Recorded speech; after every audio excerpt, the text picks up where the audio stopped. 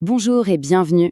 Aujourd'hui, on se lance dans un décryptage du monde parfois un peu complexe de la stratégie d'entreprise. L'idée, c'est de prendre les grandes théories et de les transformer en quelque chose de très concret. Un vrai guide, une carte pour naviguer vers le succès. Alors, la question de fond, elle est assez simple en apparence. Comment une entreprise fait-elle pour bâtir une stratégie qui lui permette de gagner? Pour nous guider, on va prendre un exemple, une entreprise fictive qu'on va appeler Innovatech. Elle doit définir sa trajectoire et on va la suivre pas à pas dans cette démarche. On attaque la première partie, cartographier le terrain concurrentiel. Pour Innovatech, la toute première étape, c'est de comprendre où elle met les pieds. Avant toute chose, il faut analyser l'environnement, le terrain de jeu, et surtout identifier qui sont ses vrais concurrents. Pour faire ça, il y a un concept super utile, le groupe stratégique. Qu'est-ce que c'est en fait? C'est simplement un ensemble d'entreprises, dans un même secteur, qui jouent un peu avec les mêmes règles du jeu. Elles ont des stratégies qui se ressemblent et des ressources comparables. Un bon exemple, ce sont les marques de téléphone de luxe face aux marques à bas prix. C'est clair qu'elles ne se battent pas sur le même ring. Ok, mais comment on fait pour visualiser ces fameux groupes? Eh bien, c'est un processus en 4 étapes assez logique. D'abord, on identifie ce qui différencie vraiment les entreprises. Est-ce que c'est le prix, la qualité, l'innovation?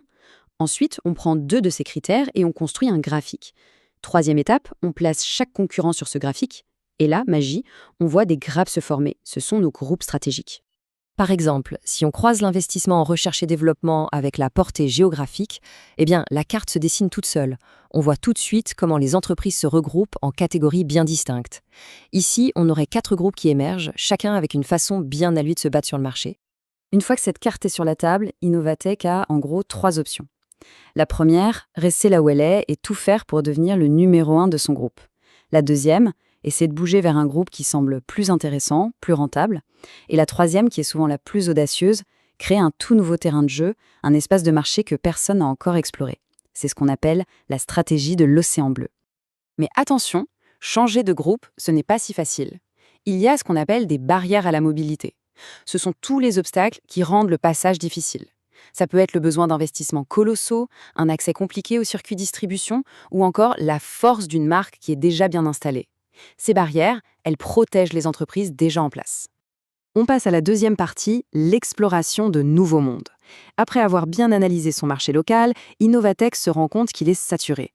La suite logique pour continuer à grandir, c'est l'international. Mais s'aventurer au-delà des frontières, c'est une autre paire de manches, avec ses propres risques et ses récompenses. D'ailleurs, l'histoire de Walmart en Allemagne est une leçon à elle toute seule. Le géant américain débarque là-bas en 1997, super confiant, mais 9 ans plus tard, en 2006, c'est le retrait, un échec total. Pourquoi? Tout simplement parce qu'ils n'ont pas su comprendre le marché et la culture locale. Une erreur qui a coûté une fortune. Du coup, la question qui se pose est vraiment cruciale. Comment faire pour éviter de se prendre le même mur? Comment peut-on se préparer pour affronter l'inconnu et limiter les dégâts? Eh bien, il existe un outil vraiment puissant pour ça, le modèle CAGE. Il aide à mesurer la distance entre le pays d'origine et le pays cible sur 4 axes, la distance culturelle, administrative, géographique et économique. C'est une sorte de checklist pour anticiper tous les points de friction possibles. En fait, toutes ces distances se combinent et forment ce qu'on appelle le risque pays. C'est un mélange de risques économiques, comme l'instabilité de la monnaie, mais aussi de risques politiques, administratifs et bien sûr culturels. Ce sont des choses qu'une entreprise doit absolument évaluer avant de faire le grand saut. Bien, troisième partie, découvrir sa force unique. Après avoir regardé à l'extérieur, vers la concurrence et les marchés mondiaux, il est temps pour Innovatech de faire un peu d'introspection. On va regarder à l'intérieur de l'entreprise pour voir ce qui la rend vraiment spéciale et puissante. Le concept central ici, c'est la capacité stratégique. C'est quoi? C'est la recette secrète de l'entreprise, cette combinaison unique de ressources et de compétences qui lui permet non seulement de tenir le coup, mais aussi de se développer sur le long terme. C'est vraiment le cœur du réacteur. L'exemple de Bic est génial pour ça. On pense que Bic, c'est les stylos. Mais en fait, non.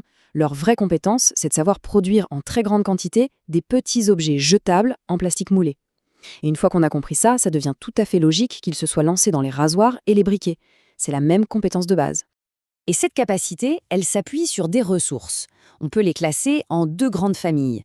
D'un côté, les ressources tangibles, c'est ce qu'on peut toucher, les usines, les machines, l'argent. De l'autre, et c'est souvent là que se cache la vraie valeur, il y a les ressources intangibles, la réputation, les brevets, le savoir-faire des équipes, la culture d'entreprise. Tout ça, c'est bien plus difficile à imiter pour les concurrents, Pour comprendre où se crée la valeur dans l'entreprise, on peut utiliser un autre outil classique, la chaîne de valeur de Porter.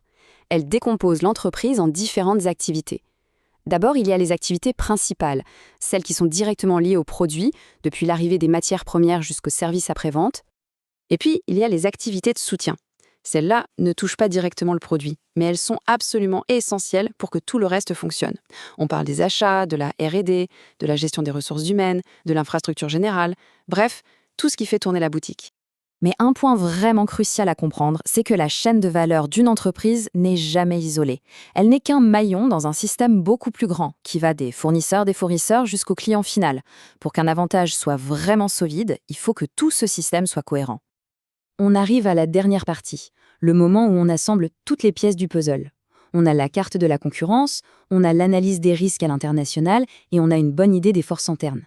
Maintenant, il faut mettre tout ça ensemble pour construire une stratégie qui tienne la route sur le long terme. Et pour s'assurer qu'une capacité stratégique est vraiment solide, il y a un test final, le modèle VRIO.